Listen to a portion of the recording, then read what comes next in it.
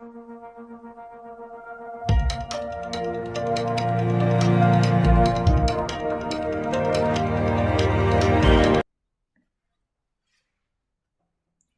everyone, welcome to the Learning Loop online educational platform. Student, हम class 11वीं IT trade के अंतर्गत web developer जो हमारा जॉब रोल है, ठीक है, हम इसके लिए जो हमारा फाइनल एग्जाम है या वार्षिक परीक्षा है जो 11 मार्च को होने वाली है, हम एक सीरीज के माध्यम से जो महत्वपूर्ण क्वेश्चन आंसर हैं और जो सेशंस हैं आपके, ठीक है, जो सत्र हैं, उनको हम लोग यहाँ पर डिस्कस कर रहे हैं या उनको हम तैयार कर रहे हैं, ठीक है। तो इसमें हम बात कर लें, सबसे पहले तो हम जो है वो मॉड्यूल 1 पढ़ रहे थे, जिसमें हमने वेब विकास की मूल बातों, जो मॉड्यूल 1 है उसको स्टार्ट किया था, ठीक है। और इसका जो सत्र 1 है, ठीक है, ये मैं आपको कंप्लीट करवा चुका हूँ, ठीक है। सत्र 1 में हमने क्या देखा था, हमने सूचना प्रौद्योगिकी आईटी और सूचना प्रौद्योगिकी सक्षम सेवाओं के अंतर्गत हमने जो भी एक्सपेक्टेड क्वेश्चंस हैं जो एग्जाम्स के अंदर बन सकते हैं उनको हमने देखा था, और इसके अंदर जितने भी टॉपिक्स बन सकते हैं उन सारे टॉपिक्स को हमने क्या किया था, कवर किया था। तो ये आपको क्लास 1 में मिल जाएगा, ठीक है। ये लगभग 1 घंटे की क्लास थी, इसमें आपको सारी चीजें मिल जाएंगी, जिसमें मैंने आपको एमसीक्यू भी करवाए हुए हैं, जिसमें 30 जो है आपके, है ना, वो विकल्प खालिस्तान और सत्य सत्य आपको करवाए गए, ठीक है। आज हम बात कर लेते हैं, आज हमारी सेकंड क्लास है या दूसरी क्लास है, ठीक है, जिसमें हम सत्र 2 पढ़ने वाले हैं। और सत्र 2 जो है हमारा, उसका नाम है वेब डिजाइन और विकास, ठीक है।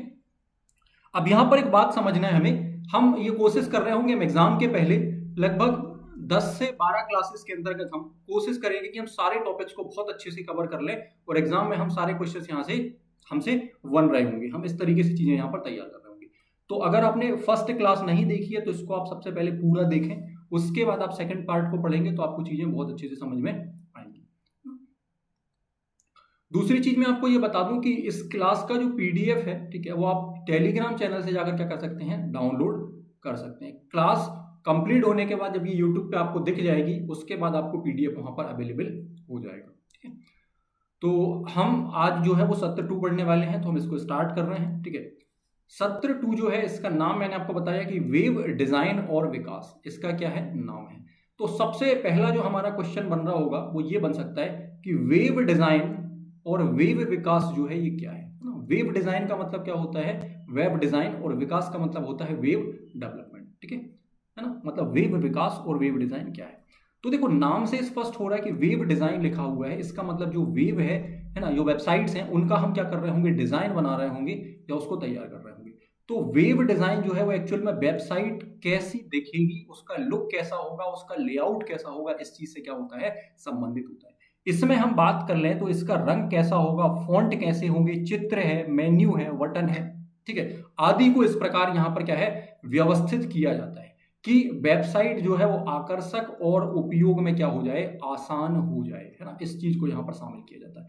मुख्य जो भाषाएं इसमें या टूल जो यूज होते हैं जिनसे ये बनाई जाती है, इसको डिजाइन किया जाता है, तो सबसे पहले HTML आता है। HTML क्या करता है, इसकी संरचना को बनाने के लिए प्रयोग किया जाता है या इसकी संरचना बनाने के लिए इसका यूज किया जाता है। CSS जो है ये डिजाइन और स्टाइल के लिए यूज किया जाता है, और जावा स्क्रिप्ट जो है इसको इंटरैक्टिव बनाने के लिए यूज किया जाता है। तो इनको आप थोड़ा सा याद रखने की कोशिश करेंगे कि किस लैंग्वेज से या किस टूल से क्या होता हो सकता है ये मैच द फॉलोइंग में आपको देखने के लिए मिल जाए, ठीक है, या विकल्प में आपको देखने के लिए मिल जाए। दूसरी बात, जो क्लासेस हैं वो क्लासेस मैंने कुछ इस तरीके से बनाई हुई हैं कि आपके इसमें ऑब्जेक्टिव क्वेश्चंस भी सारे कवर हो जाएं, 3 नंबर क्वेश्चंस भी कवर हो जाएं, 5 नंबर भी कवर हो जाएं, और 7 नंबर भी आपके जो हैं अगर वो पूछे जा रहे हैं इस सेक्शन से तो आपके वो कवर हो रहे होंगे। इसको इस तरीके से बनाया, मैं टॉपिक वाइज चीजों को लिया हुआ है और उनको थोड़ा सा डिटेल में आपको बताया, उसी के अंदर से आपके 3 नंबर क्वेश्चन भी निकल रहे होंगे, वही क्वेश्चन आप 5 नंबर में लिख सकते हैं। कैसे लिखना है तो मैंने बताया हुआ है कि 5 नंबर क्वेश्चन में आप एक इंट्रो, 1 से 2 लाइन का इंट्रो लिख रहे होंगे, फिर जो पूछा गया है हम उसको बता रहे होंगे, और लास्ट में हम एक छोटा सा 1 से 2 लाइन का निष्कर्ष लिख रहे होंगे, 5 नंबर का क्वेश्चन हमारा तैयार हो जाएगा। ठीक ऐसे ही हम 7 नंबर वाले क्वेश्चन में कर रहे होंगे, 2 से 3 लाइन का एक इंट्रोडक्शन लिख रहे होंगे, फिर जो हमसे पूछा गया उसको हम टू द पॉइंट्स बता रहे होंगे, और लास्ट में हम 2 से 3 लाइन का एक निष्कर्ष लिख रहे होंगे, जिससे हमारा क्वेश्चन जो है वो कंप्लीट हो जाएगा। ठीक, सेकंड हम देख लेते हैं वेब विकास, या जिसको हम बोलते हैं वेब डेवलपमेंट। तो वेब विकास जो है ये वेबसाइट के कार्य यानी कि फंक्शन और इसकी वर्किंग से क्या होते हैं, संबंधित होता है। ध्यान देना, फर्स्ट वाला पार्ट जो है वो डिजाइन के बारे में या लेआउट के बारे में, जब वो कैसा दिखेगा, उसकी वेबसाइट कैसी दिखेगी उसके बारे में बताया जा रहा है। डेवलपमेंट का मतलब होता है या विकास का मतलब होता है उसका फंक्शन कैसा होगा और वर्किंग कैसी होगी, इससे संबंधित होता है। ठीक है, इसमें वेबसाइट को डेटाबेस से जोड़ने, लॉगिन सिस्टम बनाने, ठीक है, फॉर्म प्रोसेस करना आदि सारे फंक्शन या सारी चीजें क्या होती हैं, शामिल होती हैं। ध्यान देना, मैंने जो चीजें बनाई हैं वो टू द पॉइंट बनाई हैं या इनको क्या किया है, आपके लिए सरल बनाया हुआ है ना। किताब में बहुत सारी चीजें हैं पर हमें उतना आना चाहिए जितना क्या है जरूरी है हमारे लिए, या एग्जाम के लिए हम उसको समझ पाएं और याद रख पाएं, ठीक है, और लिख पाएं। ठीक है, बहुत ज्यादा पढ़ने से भी कोई फायदा नहीं है। हम इतना पढ़ रहे हो कि हम एग्जाम में उसको टू द पॉइंट बहुत अच्छे से लिख पा रहे हो, क्योंकि बहुत सारी चीजें हमने 300-400 पेज की बुक पूरी पढ़ ली, उसको समझ लिया, सब कर लिया, पर एग्जाम में अगर आंसर नहीं लिख पा रहे हैं तो कोई मतलब नहीं है कि हमने इतना सारा पढ़ा हुआ है और हमें इतना सारा आता है। मेन चीज होती है कि अगर आपको एग्जाम में अच्छे मार्क्स लाना है तो आपको उतनी चीजें बननी चाहिए जितनी एग्जाम में लिखने की जरूरत होती है। हम प्रकार की बात कर लेते हैं, तो जो वेब विकास है या डेवलपमेंट है, इसमें सबसे पहले आता है फ्रंट एंड डेवलपमेंट। इसमें क्या होता है, तो मैंने कल भी आपको बताया था, या कल वाली क्लास में बताया था कि फ्रंट एंड का मतलब होता है यूजर को दिखने वाला भाग की जो वेबसाइट्स है वो फ्रंट साइड से या यूजर को कैसी दिखेगी, उसका इंटरफेस कैसा दिखेगा, इसको हम फ्रंट एंड बोलते हैं, है ना। बैक एंड में क्या होता है, सर्वर, डेटाबेस और इससे संबंधित जो बैकग्राउंड में चीजें होती हैं जिनसे सारी फंक्शनलिटी चल रही होती है, सारी प्रोसेस चल रही होती है, उनको हम क्या बोलते हैं, बैकएंड बोलते हैं, या बैकएंड डेवलपमेंट या डेवलपर के अंतर्गत वो आती है। वेब डिजाइन और विकास की प्रक्रिया या प्रोसेस, इसमें क्या होता है, सबसे पहले योजना बनाई जाती है या प्लानिंग, जैसे हमने सॉफ्टवेयर में या जीएसडी में पढ़ा था, या वाटरफॉल मॉडल वगैरह हमने पढ़े थे, ठीक है, या एसडीएलसी हमने पढ़ा था, सॉफ्टवेयर डेवलपमेंट लाइफ साइकिल पढ़ी, तो कुछ उसी तरीके की चीज आपको यहाँ पर देखने के लिए मिलती है। सबसे पहले हम वेब डिजाइन की जब बात करते हैं या विकास प्रक्रिया की बात करते हैं तो सबसे पहला आता है इसमें पॉइंट योजना बनाना या प्लानिंग करना। तो वेबसाइट का उद्देश्य तय करना होता है और लक्षित उपयोगकर्ता की पहचानना होता है, उसकी पहचान करनी होती है। दूसरे में हम बात कर लेते हैं डिजाइन बनाना, इसमें डिजाइनिंग की जाती है, पहले प्लानिंग हो गई फिर क्या हो गया, डिजाइनिंग हो गई। डिजाइन में क्या करते हैं, लेआउट और होम पेज का प्रारूप तैयार करते हैं, इसके बाद रंग और फॉन्ट का क्या किया जाता है, चयन किया जाता है। तीसरे नंबर पर हम देखते हैं डेवलपमेंट या विकास, इसमें HTML से संरचना बनाई जाती है, CSS से डिजाइन को लागू किया जाता है और जावास्क्रिप्ट से इसके कार्य को जोड़ा जाता है, और बैकएंड से डेटाबेस वगैरह ये सब कनेक्ट किया जाता है। तो ये विकास या डेवलपमेंट में सारी चीजें शामिल होती हैं। इसके बाद टेस्टिंग या परीक्षण आता है, इसमें जो त्रुटियां होती हैं, जो एरर होते हैं, इनको चेक किया जाता है या जांचा जाता है। इसके बाद विभिन्न ब्राउजर में वेबसाइट को चलाकर देखा जाता है या देखना होता है। फिफ्थ नंबर पर हम बात कर लेते हैं, तो इसमें प्रकाशन करना शामिल होता है, जिसको हम डिप्लॉयमेंट कहते हैं या होस्टिंग कहते हैं, कि वेबसाइट को सर्वर पर क्या करना, लोड करना और इंटरनेट पर उसको लाइव करना या उसको यूजर्स के लिए क्या करना, चलाने लायक बनाना इसमें शामिल होता है, जिसको हम प्रकाशन भी या डिप्लॉयमेंट भी कहते हैं। निष्कर्ष की बात कर लेते हैं, तो वेब डिजाइन वेबसाइट की सुंदरता से संबंधित होता है, जबकि जो वेब विकास है उसकी कार्य प्रणाली से क्या होता है, संबंधित होता है। दोनों मिलकर क्या करते हैं, एक पूर्ण और उपयोगी वेबसाइट्स को कंप्लीट करते हैं या बनाते हैं। आगे हम देख लेते हैं, हमारा जो अगला टॉपिक है वो टॉपिक है वेब डिजाइन की अवधारणा, इसको हम बोलते हैं कॉन्सेप्ट ऑफ वेब डिजाइन। अगर आपसे 5 नंबर में, 3 नंबर में या 7 नंबर में पूछा जाए तो आप यहाँ से सारी चीजें क्या कर सकते हैं, लिख सकते हैं, उसको डिजाइन कर सकते हैं, फॉर्मेटिंग कर सकते हैं, क्वेश्चन को फ्रेम कर सकते हैं या बना सकते हैं। वेब डिजाइन क्या होता है या वेब डिजाइनिंग क्या है, अभी हमने थोड़ी देर पहले जाना कि वेब डिजाइन वह प्रक्रिया है जिसमें किसी वेबसाइट की दिखावट या अपीयरेंस या लेआउट, ठीक है, उपयोगकर्ता के अनुभव, जिसको हम यूजर एक्सपीरियंस बोलते हैं, उनको तैयार किया जाता है। इसका उद्देश्य जो होता है वो वेबसाइट को आकर्षक, सरल और उपयोग करने में आसान बनाना होता है। ठीक है, ये वेबसाइट डिजाइन कहलाती है। वेब डिजाइन की जो मुख्य अवधारणाएं हैं वो कौन कौन सी हैं, तो सबसे पहले आता है लेआउट। वेब पेज पर टेक्स्ट, चित्र, मेन्यू और बटन को व्यवस्थित करने की योजना को हम क्या कहते हैं भाई, लेआउट कहते हैं। अच्छा लेआउट वेबसाइट को साफ और संतुलित बनाता है। दूसरा आता है कलर स्कीम, जिसको हम रंग संयोजन कहते हैं। उचित रंगों का चयन वेबसाइट को आकर्षक बनाता है और उपयोगकर्ता पर अच्छा प्रभाव क्या करता है, छोड़ता है या डालता है। थर्ड नंबर पर आता है टाइपोग्राफी, है ना। टाइपोग्राफी क्या होती है, तो फॉन्ट का चयन और टेक्स्ट के आकार जो है वो ऐसे होने चाहिए कि पढ़ने में क्या हो रही हो, आसानी हो रही हो, चीजें अजीब सी ना लग रही हो, है ना, इसको टाइपोग्राफी हम कहते हैं। फिर आता है नेविगेशन, मेन्यू और लिंक ऐसे होने चाहिए कि उपयोगकर्ता आसानी से एक पेज से दूसरे पेज पर क्या हो सके, जा सके। नेक्स्ट आता है उत्तरदायी डिजाइन, जिसको हम बोलते हैं रिस्पॉन्सिव डिजाइन। वेबसाइट जो है मोबाइल, टैबलेट और कंप्यूटर पर सभी स्क्रीन पर सही तरीके से क्या होनी चाहिए, दिखाई दे। इसे रिस्पॉन्सिव डिजाइन हम कहते हैं। वेब डिजाइन में उपयोग होने वाली मुख्य भाषाएं, तो वही सारी चीजें उपयोग होंगी जो अभी हमने डिस्कस करी थी। HTML वेब पेज की संरचना बनाने के लिए, CSS जो है रंग, फॉन्ट और लेआउट बनाने के लिए, और जावास्क्रिप्ट जो है पेज को इंटरैक्टिव बनाने के लिए उपयोग किया जाएगा।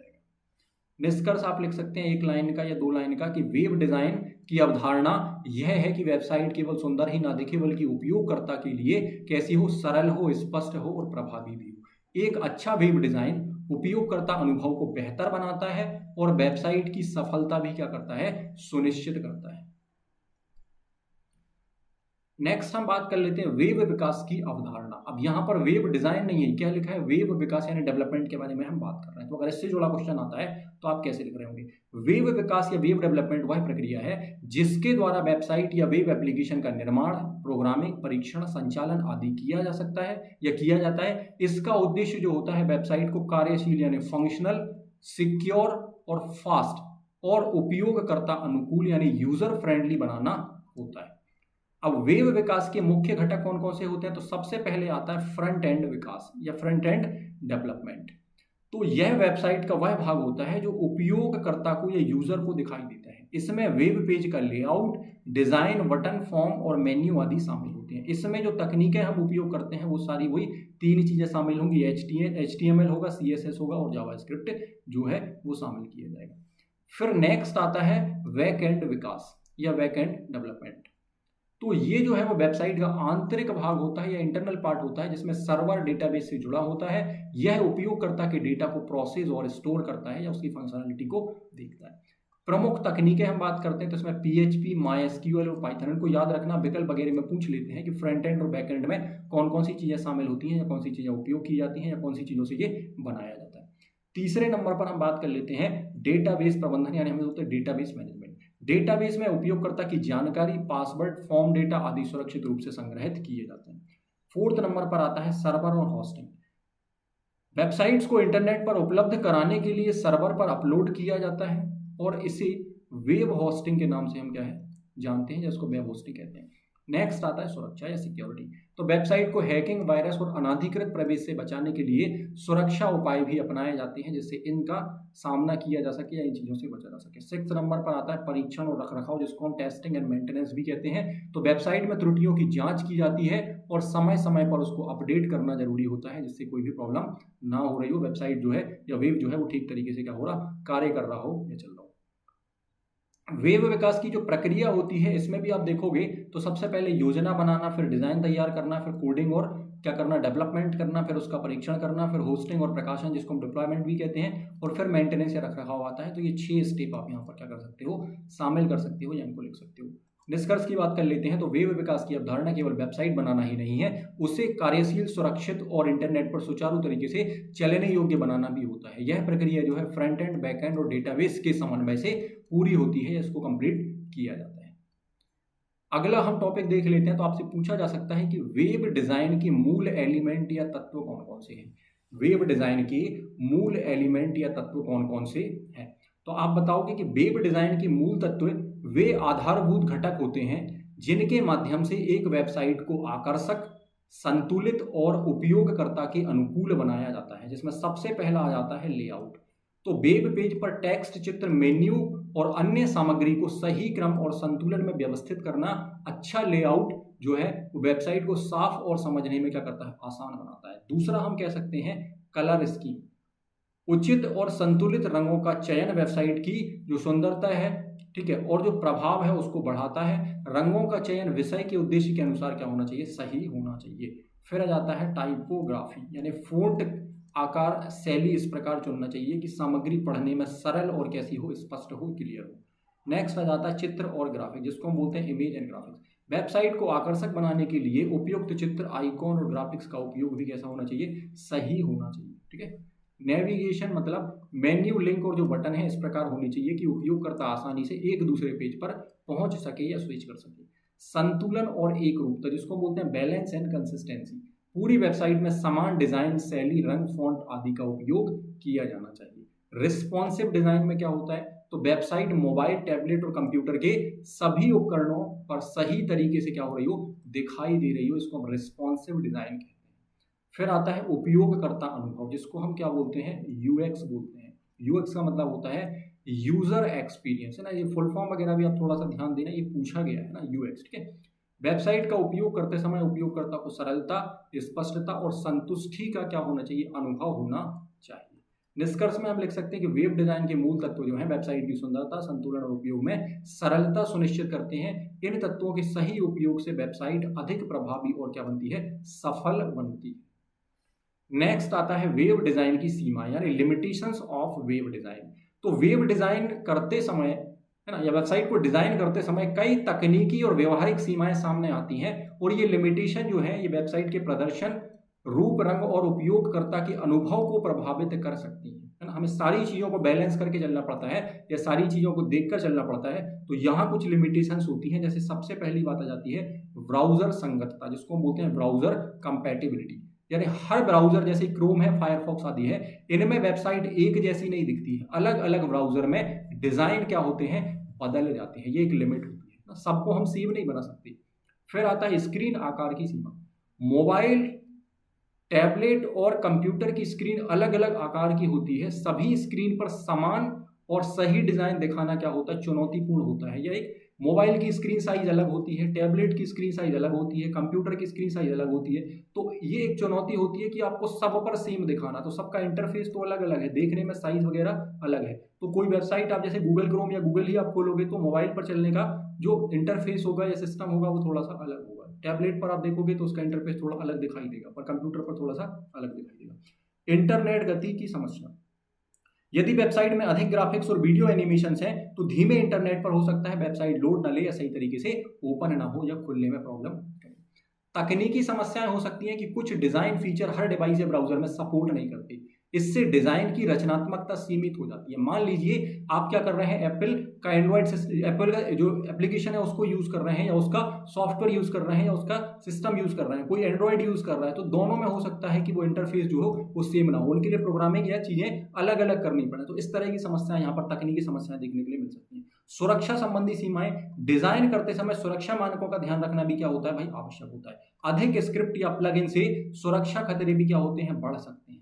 6 नंबर पर आता है उपयोगकर्ता की समझ। सभी उपयोगकर्ता तकनीकी रूप से सक्षम नहीं होते हैं, इसलिए बहुत जटिल डिजाइन उपयोगकर्ता के लिए क्या हो सकती है, कठिन हो सकती है। समय और लागत। अच्छा वेब डिजाइन बनाने में अधिक समय, कौशल और खर्च की आवश्यकता होती है। ये लिमिटेशन हो गए। आप लिख सकते हो निष्कर्ष में कि वेब डिजाइन में कई सीमाएं होती हैं, जैसे ब्राउजर का अंतर है, स्क्रीन के आकार है, इंटरनेट की गति है, तकनीकी बाधाएं हैं। इन सीमाओं को ध्यान में रखकर सरल, संतुलित और उपयोगकर्ता अनुकूल डिजाइन बनाना क्या होता है, जरूरी होता है ना। सारी चीजों को बैलेंस करके चलना पड़ता है। फिर आ जाता है वेबसाइट निर्माण हेतु पूर्व धारणाएं। ये आपसे पूछा जा सकता है 5 नंबर में या 7 नंबर में, कि वेबसाइट निर्माण की पूर्व धारणाएं क्या है, समझाएं या बताएं। तो वेबसाइट निर्माण शुरू करने से पहले कुछ महत्वपूर्ण बातों का निर्धारण करना आवश्यक होता है। इन्हीं से वेबसाइट निर्माण की पूर्व धारणाएं कहा जाता है, यहीं से ये तय होती है ना, जिसको हम प्री रिक्वेस्ट कह सकते हैं। सबसे पहला होता है उद्देश्य का निर्धारण करना, जिसको हम कहते हैं ऑब्जेक्टिव। सबसे पहले यह तय करना आवश्यक होता है कि वेबसाइट किस उद्देश्य से बनाई जा रही है, जैसे कि शिक्षा से संबंधित है, व्यापार से संबंधित है, सूचना से संबंधित है, या मनोरंजन से या एंटरटेनमेंट से संबंधित है। सबसे पहले उद्देश्य तय करना जरूरी होता है, पहली पूर्व धारणा है ना। दूसरे में क्या हो जाता है, लक्षित उपयोगकर्ता, मतलब टारगेट ऑडियंस कौन है या क्या है। तो वेबसाइट किन लोगों के लिए है, उनकी आयु क्या है, उनके इंटरेस्ट क्या है, उनकी आवश्यकता क्या है, इसका विश्लेषण करना जरूरी होता है। उस हिसाब से इसको फिर डिजाइन किया जाता है ना। फिर आ जाता है सामग्री की योजना, जिसको हम बोलते हैं कंटेंट प्लानिंग। वेबसाइट पर कौन सी जानकारी, चित्र, ऑडियो, वीडियो, दस्तावेज दिखाने हैं या वो कैसे होंगे, इनकी स्पष्ट योजना क्या करनी चाहिए, बनानी चाहिए। नेक्स्ट हम बात कर लेते हैं, फिर आता है डोमेन नेम का चयन। वेबसाइट का उपयुक्त और सरल नाम चुनना आवश्यक होता है, जिससे उपयोगकर्ता आसानी से उसको याद रख सके या क्या कर सके, सर्च कर सके। तो डोमेन नेम जो है उसका चयन करना सही होना चाहिए। Web hosting. वेबसाइट को इंटरनेट पर उपलब्ध कराने के लिए विश्वसनीय होस्टिंग सेवा का चयन होना चाहिए, जिससे वो सही तरीके से ऑपरेट हो रही हो और काम कर रही हो। तकनीकी संसाधन या टेक्निकल रिक्वायरमेंट्स।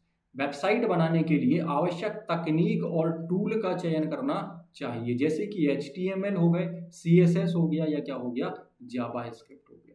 डिजाइन और संरचना, जिसको बोलते हैं डिजाइन एंड स्ट्रक्चर। वेबसाइट का लेआउट जो है वो रंग संयोजन और नेविगेशन जो है पहले से तय या क्या होना चाहिए, फिक्स होना चाहिए। बजट और समय, वेबसाइट निर्माण में लगने वाले खर्च और समय का अनुमान पहले से लगाना चाहिए या पहले से होना चाहिए। निष्कर्ष हम कह सकते हैं कि वेबसाइट निर्माण से पहले उद्देश्य, उपयोगकर्ता सामग्री, डोमेन होस्टिंग और तकनीकी संसाधनों या तकनीकी साधनों की स्पष्ट योजना बनाना आवश्यक होता है। सही पूर्व धारणाएं जो है वेबसाइट को सफल और प्रभावी बनाती हैं। ठीक है, नेक्स्ट हम बात कर लेते हैं वेबसाइट प्रक्रिया के इंटरफेसेस की। वेबसाइट की जो प्रक्रिया होती है, डिजाइन प्रक्रिया, इसके कौन कौन से इंटरफेस होते हैं। तो वेबसाइट डिजाइन प्रक्रिया में इंटरफेस का अर्थ ये होता है वह माध्यम जिसके द्वारा उपयोगकर्ता या यूजर और वेबसाइट के बीच क्या हो, संबंध या संपर्क स्थापित हो सके, है ना। इंटरफेस जिसको हम बोलते हैं कि यूजर के और वेबसाइट के बीच में जो इंटरफेस होना चाहिए वो कैसा होना चाहिए और किस प्रकार से तय किया जाए। यह उपयोगकर्ता का अनुभव या यूजर एक्सपीरियंस को बेहतर बनाने में महत्वपूर्ण भूमिका निभाता है, जिससे यूजर उसके साथ इंटरेक्ट हो सके या कनेक्ट हो सके। पहला यहां पर पॉइंट आता है यूजर इंटरफेस, जिसको हम क्या बोलते हैं भाई, यूआई। क्या बोलते हैं, यूआई। तो यह वेबसाइट का दृश्य भाग होता है जो हमें दिखाई देता है, जिसे उपयोगकर्ता देखता है और उपयोग करता है। इसमें बटन हो सकते हैं, मेन्यू हो सकते हैं, फॉर्म हो सकते हैं, चित्र हो सकते हैं, आइकॉन हो सकते हैं, ये सारी चीजें इसमें क्या होती है, शामिल होती हैं। नेक्स्ट हम बात कर लेते हैं तो ग्राफिकल यूजर इंटरफेस आता है, जिसको हम बोलते हैं यूआई। ये जो है यूआई का उन्नत रूप होता है जिसमें ग्राफिक्स, रंग और एनिमेशन का प्रयोग किया जाता है ताकि वेबसाइट आकर्षक और समझने में कैसी बन जाए, आसान हो जाए, है ना।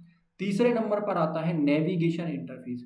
यह वेबसाइट के पेजों के बीच जाने का क्या होता है, माध्यम होता है, जिसमें मेन्यू बार, लिंक और नेविगेशन बटन जो है इसके एग्जाम्पल या इसके क्या होते हैं, उदाहरण होते हैं। फोर्थ नंबर पर हम कह सकते हैं इनपुट इंटरफेस। यह वह माध्यम होता है जिससे उपयोगकर्ता डेटा दर्ज करता है, जैसे कि लॉगिन फॉर्म हो गया, सर्च बॉक्स हो गया, संपर्क फॉर्म आदि। फिफ्थ नंबर पर आता है आउटपुट इंटरफेस। यह उपयोगकर्ता को परिणाम या जानकारी दिखाता है, जैसे कि संदेश, रिपोर्ट, वेब पेज कंटेंट आदि। फिर आता है रिस्पॉन्सिव इंटरफेस, एक ऐसा इंटरफेस जो मोबाइल, टैबलेट और कंप्यूटर सभी पर सही तरीके से कार्य कर सके। ऐसा ना हो कि कोई वेबसाइट हम मोबाइल में खोल रहे हैं तो उसका आधा पार्ट ही हमें दिख रहा है, आधा इंटरफेस उसका हमें नजर ही नहीं आ रहा, तो इसको बैलेंस यहाँ पर किया जाता है। इसको हम बोलते हैं रिस्पॉन्सिव इंटरफेस। फिर आता है इंटरएक्टिव इंटरफेस। इसमें उपयोगकर्ता की क्रिया, उसके क्लिक, स्क्रॉल, टाइप, इसके अनुसार तुरंत प्रतिक्रिया मिल रही है या नहीं मिल रही है चेक किया जाता है, देखा जाता है या शामिल किया जाता है। निष्कर्ष की हम बात कर लेते तो वेब डिजाइन प्रक्रिया के इंटरफेस वेबसाइट और उपयोगकर्ता के बीच जो है संचार का माध्यम है। अच्छा इंटरफेस वेबसाइट को सरल, आकर्षक और उपयोगकर्ता अनुकूल क्या करता है, बनाता है। ठीक है, आगे हम जो है क्वेश्चंस हैं वो यहां से कौन कौन से क्वेश्चंस आपके बन सकते हैं जो एग्जाम के लिए इंपॉर्टेंट होंगे। तो इसमें हम विकल्प पढ़ने वाले हैं, खालिस्तान पढ़ने वाले हैं और ट्रू फॉल्स हम क्या करने पढ़ने वाले हैं। तो सबसे पहले हम विकल्प देख लेते हैं। पहला क्वेश्चन हमारे सामने आता है कि वेब डिजाइन और विकास की योजना और विश्लेषण चरण जो है इसका उद्देश्य क्या होता है ना। तो दृश्य तत्वों का निर्माण करना इसका उद्देश्य होता है, तो नहीं होता है। वेबसाइट की कोडिंग करना इसका उद्देश्य होता है, ये भी नहीं होता है। वेबसाइट की सामग्री का प्रबंधन करना, तो ये भी नहीं होता है। हमारा जो थर्ड आंसर है ये सही हो जाएगा। मतलब वेबसाइट के लक्ष्य और लक्षित दर्शकों का क्या करना, निर्धारण करना क्या होता है, मुख्य उद्देश्य होता है। सेकंड क्वेश्चन आता है वेब विकास में सामान्यतः कौन सी फ्रंट एंड तकनीकों का उपयोग किया जाता है। तो ये क्वेश्चन हमने ये जो है ये बार बार पढ़ा हुआ है कि फ्रंट एंड में हमेशा हमें क्या मिलता है, HTML, CSS और जावास्क्रिप्ट देखने के लिए मिलता है। ना ही PHP होगा, पाइथन होगा और ना ही आपका रूबी ऑन रेल्स होगा, है ना। PHP, पाइथन जो है वो आपको बैकएंड में देखने के लिए मिलेंगे। ठीक है, नेक्स्ट हम बात कर लेते हैं वेब डिजाइन का मुख्य उद्देश्य क्या है। वेब डिजाइन का मुख्य उद्देश्य क्या है ना। सर्वर साइड लॉजिक का निर्माण करना ये नहीं होगा, डेटाबेस का प्रबंधन करना ये नहीं होगा और वेब ब्राउजर के लिए कोड लिखना ये भी नहीं होगा। तो सेकंड आंसर हमारा करेक्ट हो जाएगा, यानी प्रयोक्ता अनुभव को बेहतर बनाना। ठीक है, नेक्स्ट हम बात करते हैं क्वेश्चन नंबर 4 की। वेब डिजाइन में यूएक्स का पूर्ण रूप क्या होता है। तो मैंने आपको बताया था ये पूछा गया है। यूएक्स को हम क्या बोलते हैं भाई, यूएक्स को हम बोलते हैं यूजर एक्सपीरियंस। क्या बोलते हैं, यूजर एक्सपीरियंस। यूजर एक्सटेंशन नहीं होगा, यूजर XML नहीं होगा और यूनिवर्सल एक्सपीरियंस नहीं होगा, है ना। तो एक आप याद रखें, यूएक्स का मतलब होता है यूजर एक्सपीरियंस, है ना। एक यूआई आपको याद रखना है, इसका मतलब होता है यूजर इंटरफेस। क्या मतलब होता है इसका? यूजर इंटरफेस, है ना। और एक होता है आपका जीयूआई, जिसको हम बोलते हैं ग्राफिकल यूजर इंटरफेस। ये तीन चीजें आप याद रखेंगे, ये आपको वैकल्पिक जो क्वेश्चन है या वस्तुनिष्ठ प्रश्न है इनमें देखने के लिए मिल सकता है, ठीक है। नेक्स्ट हम बात करते हैं 5th नंबर की, अनुक्रियाशील डिजाइन, जिसको हम बोलते हैं रिस्पॉन्सिव डिजाइन। क्या बोलते हैं? Responsive design. तो हमने पढ़ा हुआ था जो रिस्पॉन्सिव डिजाइन है ये क्या करता है, ये मोबाइल उपकरणों के लिए डिजाइन बनाता है ना। रिस्पॉन्सिव डिजाइन हमने पढ़ा हुआ था, ये क्या करता है, मोबाइल उपकरणों के लिए डिजाइन बनाना इसका कार्य होता है। 6th नंबर पर बात करते हैं कि कौन सी बाध्यता विकलांग व्यक्तियों के लिए वेबसाइट को उपयोगी बनाने से संबंधित होती है। तो इसमें हमारा आंसर होगा सुगम्यता बाधाएं। सुगम्यता बाधाएं जिसको हम बोलते हैं एक्सेसिबिलिटी, ये क्या होती हैं, विकलांग व्यक्तियों के लिए वेबसाइट बनाने के लिए उपयोगी होती है। नेक्स्ट क्वेश्चन देख लें, प्रभावशाली वेब डिजाइन लेआउट बनाने के लिए कौन सा तत्व या एलिमेंट जो है महत्वपूर्ण होता है। तो इसमें हमारा आंसर बन जाएगा ग्रिड संरचना। ये ग्रिड संरचना जो है वो इसके लिए क्या होती है, महत्वपूर्ण एलिमेंट होता है। ये आपके नहीं होंगे, है ना। 8th नंबर पर आता है, वेबसाइट बनाते समय निम्न में से कौन सी मुख्य या प्रमुख पूर्व धारणा जो है वो इससे संबंधित होती है ना। तो इसमें जो हमारा आंसर बनेगा क्वेश्चन नंबर 8 का, वो बनेगा स्पष्ट उद्देश्य और लक्ष्यों को परिभाषित जो है करना या लक्ष्य परिभाषित होना, है ना। लक्ष्य दर्शकों को समझने की आवश्यक्ता ये नहीं होता है, बजट नहीं होता है, और मोबाइल अनुक्रियाशीलता आवश्यक नहीं होती है। क्या होता है, स्पष्ट उद्देश्य और लक्ष्य परिभाषित होने चाहिए। क्वेश्चन नंबर 9, ग्राहक और डिजाइनर के बीच में किस इंटरफेस में परियोजना के लक्ष्यों पर चर्चा की जाती है ना। तो ये जो होता है ये होता है ग्राहक डिजाइनर इंटरफेस। क्या होता है, ग्राहक डिजाइनर इंटरफेस। ये तीनों आपके इसमें शामिल नहीं होते। नेक्स्ट हम देख लें, वेब डिजाइन में वायरफ्रेम और प्रोटोटाइप का मुख्य उद्देश्य क्या होता है ना। वायरफ्रेम और प्रोटोटाइप का मुख्य उद्देश्य क्या होता है, तो इनका मुख्य उद्देश्य होता है लेआउट और कार्यप्रणाली की योजना बनाना, कि लेआउट और कार्यप्रणाली जो है वो कैसी होगी। नेक्स्ट हम बात कर लेते हैं, तो फिल इन द ब्लैंक्स या खाली स्थान। आपसे 10 यहाँ पर देखोगे एग्जाम में तो 5 मार्क्स के आपसे पूछे जाते हैं। यहाँ पर हमने 10 क्वेश्चन लिए हुए हैं, ठीक है। सबसे पहला क्वेश्चन है, वेब विकास में खाली स्थान डेवलपर HTML, CSS और जावास्क्रिप्ट का उपयोग करते हैं। तो अब भी हम पढ़ के आ रहे हैं क्या होता है भाई, फ्रंट एंड डेवलपर। क्या होता है, फ्रंट एंड डेवलपर इसको यूज करते हैं। सामग्री निर्माण में टेक्स्ट, चित्र, वीडियो और अन्य मीडिया को खाली स्थान में जोड़ना होता है। तो कहाँ जोड़ना होता है, वेबसाइट में जोड़ना होता है ना। थर्ड क्वेश्चन आता है, प्रभावशाली वेब डिजाइन को प्रयोक्ता की बढ़ती अपेक्षाओं और खाली स्थान प्रवृत्तियों के अनुसार निरंतर आंका और अद्यतन किया जाता है। तो थर्ड नंबर पर आ जाएगा डिजाइन। इसमें क्या जाएगा आपका, डिजाइन। नेक्स्ट हम देख लेते हैं, वेब डिजाइन एक बहुआयामी प्रक्रिया है जिसमें विभिन्न खाली स्थान और इंटरफेस शामिल होते हैं। तो क्वेश्चन नंबर 4 में हम कह सकते हैं स्टेज, जिसमें विभिन्न स्टेज और इंटरफेस क्या होते हैं, शामिल होते हैं।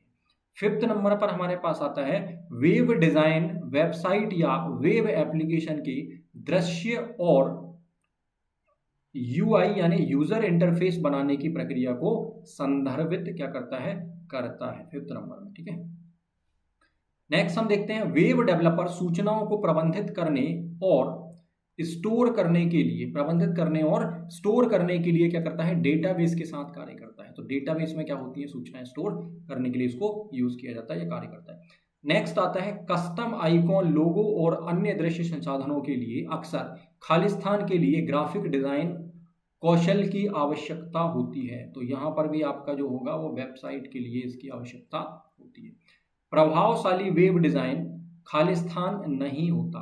तो प्रभावशाली जो वेब डिजाइन है ये कैसा नहीं होता भाई, स्टैटिक नहीं होता। आपको पता है बहुत सारी वेबसाइटें ऐसी होती हैं जहां पर आपको चलचित्र या एनिमेशंस या चलते हुए वीडियोस वगैरह या एनिमेशंस आपको क्या होते हैं, दिखाई देते हैं। तो ऐसी वेबसाइटों को हम क्या बोलते हैं, प्रभावशाली वेबसाइट्स बोलते हैं, या प्रभावशाली वेब डिजाइन हम बोल सकते हैं। जैसे आप देखते हो तो ऑनलाइन वेबसाइट्स हैं, अमेजन है, फ्लिपकार्ट है, और भी बहुत सारी वेबसाइट है, या बहुत सारी वेबसाइट है जहां पर आपको क्या होते हैं, एनिमेशन टाइप चीजें आपको दिखाई देती हैं जो प्रभावशाली लगती हैं। तो ऐसी जो वेबसाइट्स होती हैं ये कैसी नहीं हो सकती भाई, स्टैटिक नहीं हो सकती। ऐसी वेबसाइट्स कैसी हो सकती है, डिजाइन कैसी हो सकती है, डायनामिक हो सकती है है ना। तो यहाँ पर आपका जो आंसर होगा वो स्टैटिक होगा।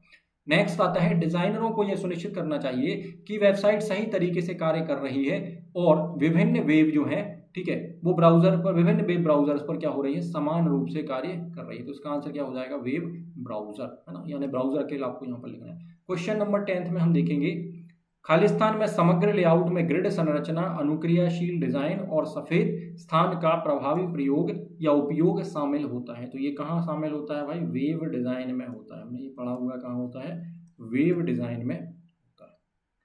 नेक्स्ट हम बात कर लेते हैं ट्रू और फॉल्स, या जिसको हम बोलेंगे सत्य असत्य। पहला क्वेश्चन आपसे पूछा गया है कि वेब डिजाइन का मुख्य उद्देश्य क्या सर्वर साइड लॉजिक बनाना होता है, तो नहीं होता, ये क्या हो जाएगा, गलत हो जाएगा। नेक्स्ट आपसे पूछा गया कि वेब जो है डेवलपर वेबसाइट की कार्यप्रणाली विकसित करने के लिए प्रोग्रामिंग भाषाओं का उपयोग करते हैं, तो बिल्कुल करते हैं, इनमें यूज किया जाता है, हमने अभी पढ़ा था, है ना। HTML भी क्या है, एक प्रकार की प्रोग्रामिंग लैंग्वेज है। जावा आपकी एक प्रोग्रामिंग लैंग्वेज है ना, ठीक है।